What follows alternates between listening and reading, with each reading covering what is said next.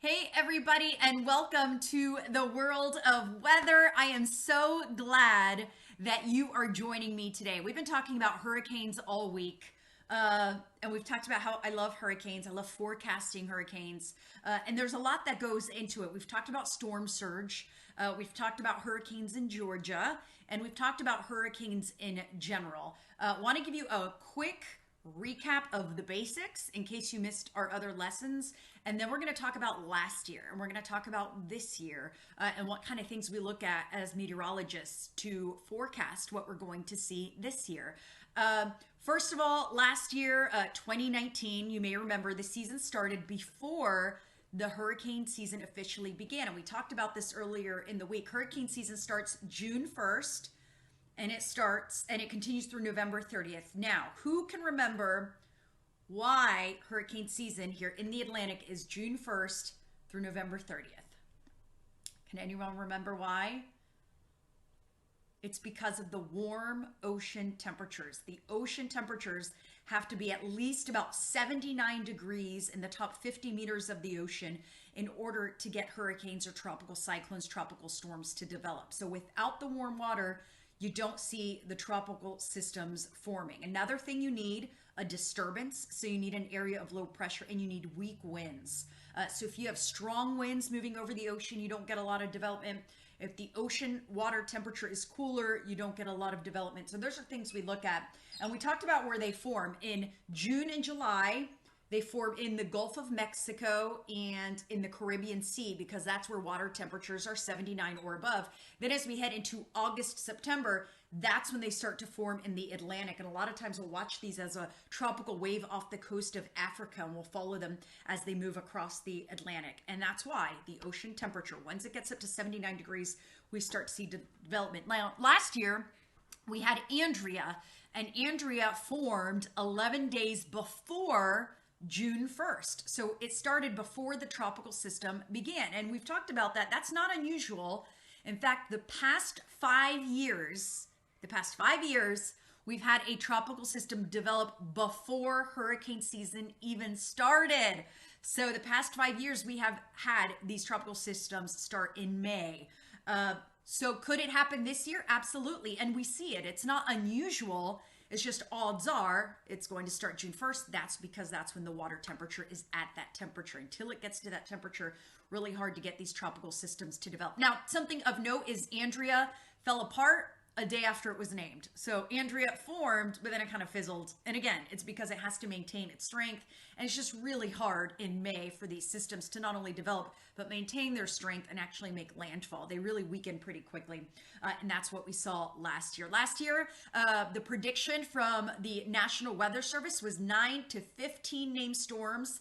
It was 4 to 8 hurricanes and 2 to 4 major hurricanes.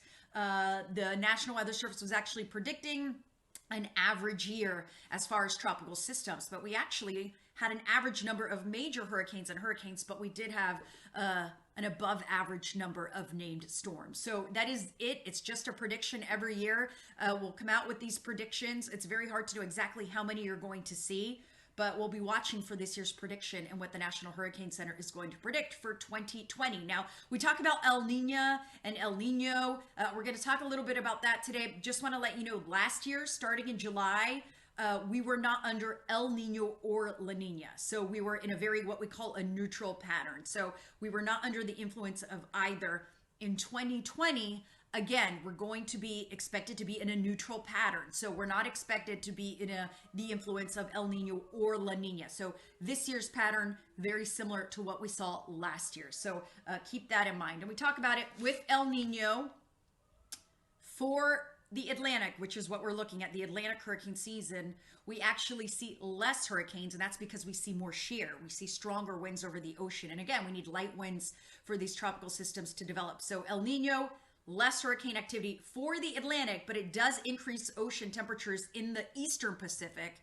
And then during La Nina, we get more hurricanes develop. So we're going to be in that neutral pattern, but that's what we were in last year. And even last year, we had a lot of tropical systems develop. So we're going to talk about some of those. We're going to talk about what maybe could happen this year.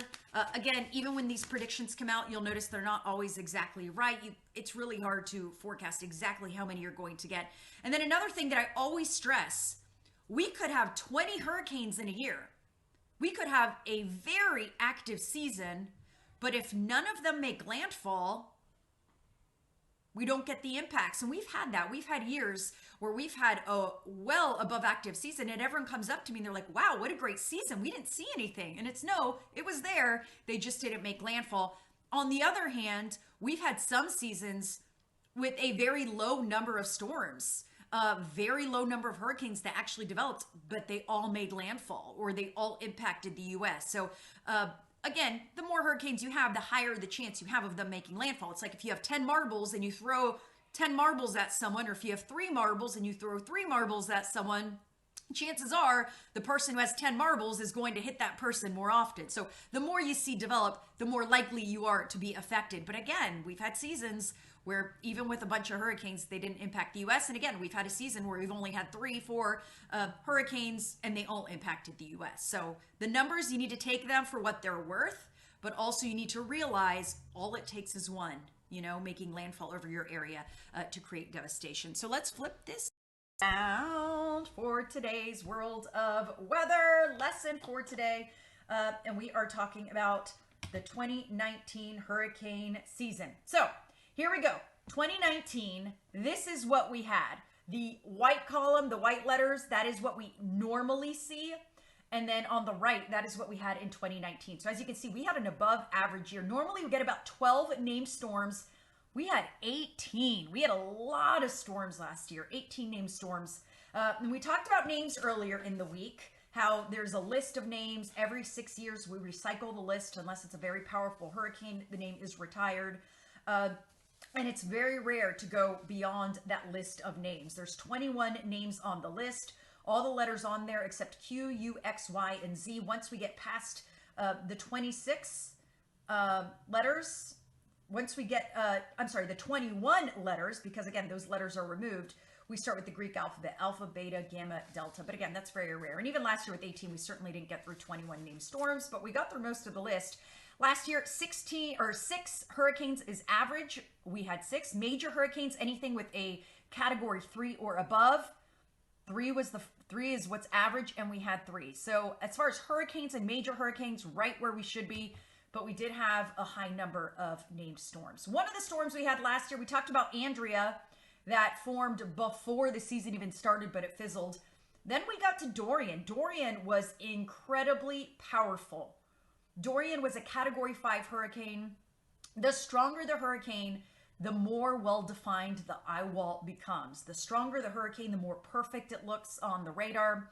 You see that perfectly round eye. It's very symmetrical. Whenever you see that eye becomes asymmetrical or it starts to skirt a little bit, you know the hurricane is weakening. So when you have that really well-defined eye, you know it's a very strong, potent hurricane, possibly even gaining strength. And this is what it looks like from the hurricane hunters. They go inside the storms, and we talked about this earlier this week as well. They go inside the eye and they use instruments to measure these hurricanes, because otherwise you can't do it out from the middle of the ocean. We do have buoys in the ocean, but certainly they fly above it and get much better data to give us exactly what we need to know as far as the strength of the hurricane. But we had a stadium effect. You can see what the clouds looked like inside that perfectly defined storm eye. It was a category 5. There it is off the coast of Florida. And again, notice that really beautiful eye, perfectly defined. It was a monster. Durian had 185-mile-an-hour winds. It is the strongest hurricane to ever hit the Bahamas. And those, the Bahamas, because this is of several islands, all the areas that got hit by Durian certainly felt the effects. Massive devastation with Durian as it moved across the Bahamas. Good news for us, though, it did not make landfall. It just grazed past the coast of Florida and Georgia. It caused beach erosion. We had very high waves and rip currents. We had damage along the coast as far as the waves go, and again, the beach erosion. But it did not make landfall, but it was dangerously close. Durian was a very scary hurricane for us because it did stay off the coast, but look how closely it was to Florida, Georgia, South Carolina, North Carolina. All it would have taken was 30 miles, 40 miles for utter devastation along the Florida and South Carolina and Georgia coast. So we really got lucky with Durian. And that's an example of you can have a very strong hurricane, and if it doesn't make landfall, it's not going to affect us. So again, we're looking at not only the strength of the hurricane, but where it's going. Both are equally important. We also had Lorenzo last year, also a very beautiful hurricane. Again, once you get to category 3 status and above, you have that really well-defined eye. This one stayed out to sea for the most part. This one was later in the season, and then it took a turn. It actually became extratropical, and we call these systems extratropical once they lose the tropical characteristics. And it hit the British Isles, which is insane. So it developed off the coast of Africa. This is the coast of Africa. Went by the Lesser Antilles and moved, and then it turned towards the British Isles. And again, that's not something we see very often either. So it was a very bizarre season as far as hurricane systems go. But we had quite a bit of storms, and we did have some major storms. So hopefully you were paying attention to some of the numbers. How many major hurricanes did we have last year? 16, 3, 1, or 5? And the answer is 3 major hurricanes last year. We had, that was an average season. The number of major hurricanes was an average season, and hurricanes was an average season. We were above average when it came to the number of actual named storms. And again, I use this analogy, marbles. If you think of hurricanes or tropical system as marbles, let's say if you have 20 named storms and you have 20 marbles, and you're throwing these marbles, you have a higher percentage of them impacting the U.S. So the more storms you have, the higher the percentage of impacting the U.S. But again, that's not always true. You can have a high season without making landfall. We talked about El Nino and La Nina. Last year from July on, we were in a neutral pattern.